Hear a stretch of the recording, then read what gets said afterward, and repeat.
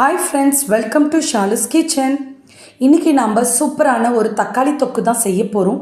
இது தோசை, இட்லி, சப்பாத்தி, பூரிக்கு ரொம்பவே சூப்பராக இருக்கும். ரைஸோடையும் ரொம்ப நல்லாயிருக்கும்.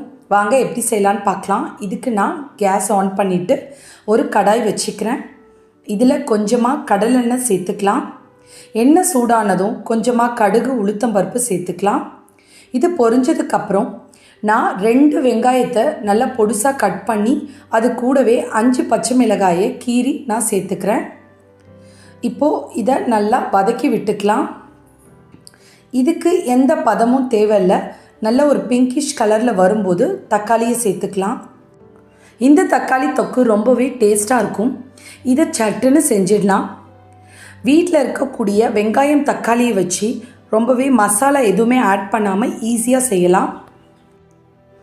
இப்போது நம்ம தக்காளியை சேர்த்துக்கலாம். நான் இதுக்கு 8 தக்காளி எடுத்திருக்கேன். இப்போ 4 தக்காளியை மட்டும் நான் கட் பண்ணி இதில் சேர்த்துக்கிறேன். இப்போ இதை நல்லா கிளறி கொடுத்துக்கோங்க. மிச்சம் இருக்க 4 தக்காளியை நான் இந்த மாதிரி கட் பண்ணி ஒரு மிக்ஸி ஜாரில் நான் சேர்த்துக்கிறேன். இது கூடவே கொஞ்சமாக பூண்டு பல் சேர்த்துக்கலாம். இப்போ இதை நல்லா கொரகொரப்பாக அரைச்சி எடுத்துகிட்டு வந்துக்கலாம்.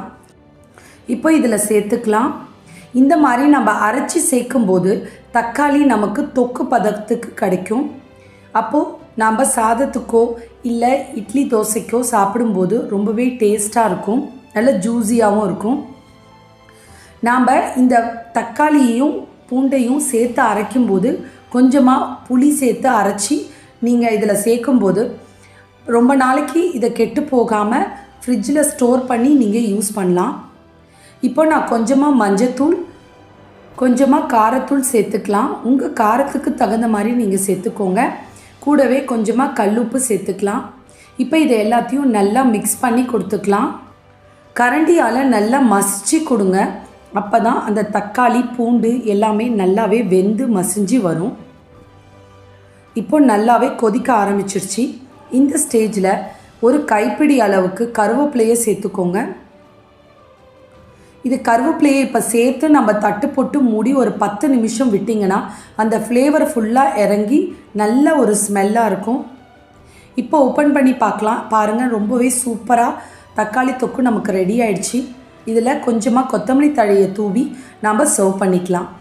அவ்வளோதான் ஃப்ரெண்ட்ஸ், ரொம்பவே டேஸ்டான, ரொம்பவே ஈஸியாக செய்யக்கூடிய ஒரு தக்காளி தொக்கு ரெடி ஆயிடுச்சு. இதை நீங்கள் தோசை, இட்லி, சப்பாத்தி, பூரிக்கு சைடிஷ்ஷாக வச்சு சாப்பிட்டு பாருங்கள். சாதத்துக்கும் ரொம்பவே டேஸ்ட்டாக இருக்கும். ஒரு லஞ்ச் பாக்ஸ் ரெசிபியாகவும் நீங்கள் செஞ்சு கொடுக்கலாம். இந்த வீடியோ உங்களுக்கு யூஸ்ஃபுல்லாக இருந்திருக்கும் நம்புகிறேன். தேங்க்ஸ் ஃபார் வாட்சிங். பாய்.